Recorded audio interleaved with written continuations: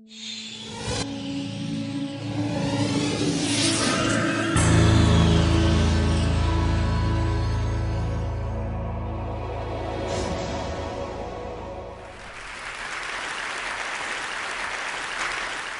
I'm here to explain why I'm wearing these ninja pajamas. And to do that, I'd like to talk first about environmental toxins in our bodies. So some of you may know about the chemical bisphenol A, BPA. It's a material hardener and synthetic estrogen that's found in the lining of canned foods and some plastics. So BPA mimics the body's own hormones and causes neurological and reproductive problems. And it's everywhere. A recent study found BPA in 93% of people 6 and older. But it's just one chemical. The Centers for Disease Control in the US says we have 219 toxic pollutants in our bodies. And this includes preservatives, pesticides, and heavy metals like lead and mercury. To me, this says 3 things. First, don't become a cannibal. Second, we are both responsible for and the victims of our own pollution. And third, our bodies are filters and storehouses for environmental toxins.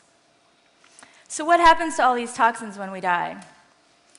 The short answer is they return to the environment in one way or another, continuing the cycle of toxicity. But our current funeral practices make the situation much worse.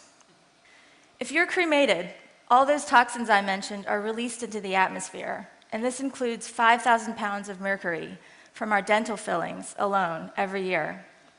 And in a traditional American funeral, a dead body is covered with fillers and cosmetics to make it look alive.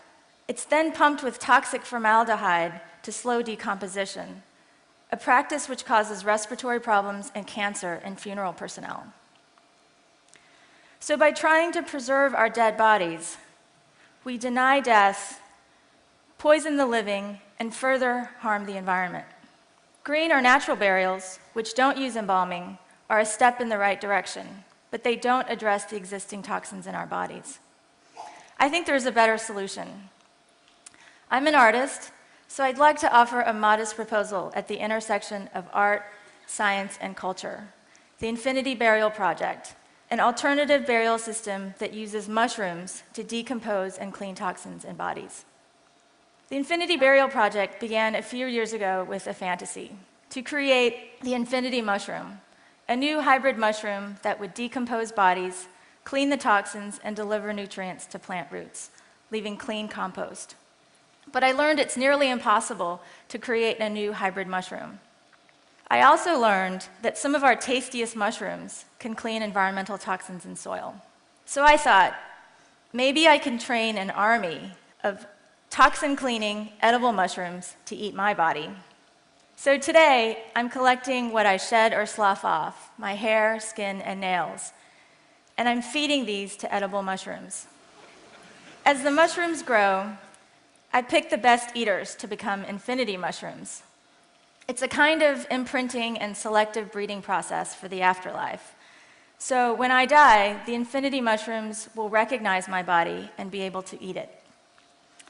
All right, so for some of you, this may be really, really out there. Just a little. I realize this is not the kind of relationship we usually aspire to have with our food. We want to eat, not be eaten by our food, right? But as I watch the mushrooms grow and digest my body, I imagine the infinity mushroom as a symbol of a new way of thinking about death and the relationship between my body and the environment. See, for me, cultivating the infinity mushroom is more than just scientific experimentation or gardening or raising a pet. It's a step towards accepting the fact that someday I will die and decay.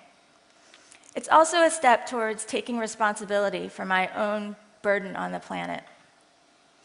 Growing the mushroom is also part of a larger practice of cultivating decomposing organisms called decompiculture, a concept that was developed by an entomologist, Timothy Miles.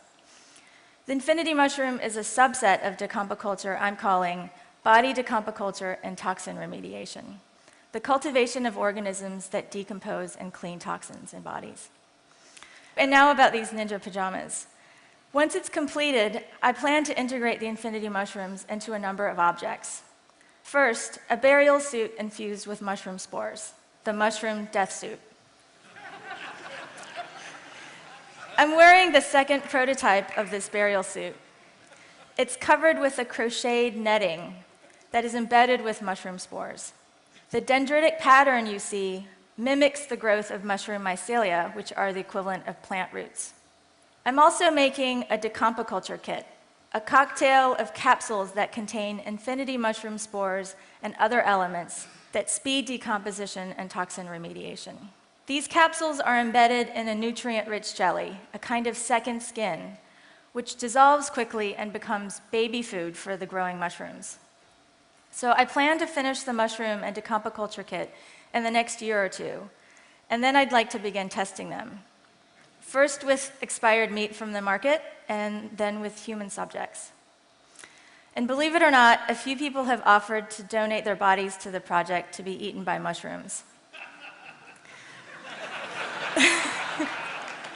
What I've learned from talking to these folks is that we share a common desire to understand and accept death and to minimize the impact of our death on the environment. I wanted to cultivate this perspective, just like the mushrooms. So I formed the Decompiculture Society, a group of people called Decomponauts, who actively explore their post-mortem options, seek death acceptance, and cultivate decomposing organisms like the infinity mushroom. The Decompiculture Society shares a vision of a cultural shift from our current culture of death denial and body preservation to one of decompiculture, a radical acceptance of death and decomposition. Accepting death means accepting that we are physical beings who are intimately connected to the environment, as the research on environmental toxins confirms. As the saying goes, we came from dust and will return to dust. And once we understand that we're connected to the environment, we see that the survival of our species depends on the survival of the planet. I believe this is the beginning of true environmental responsibility. Thank you.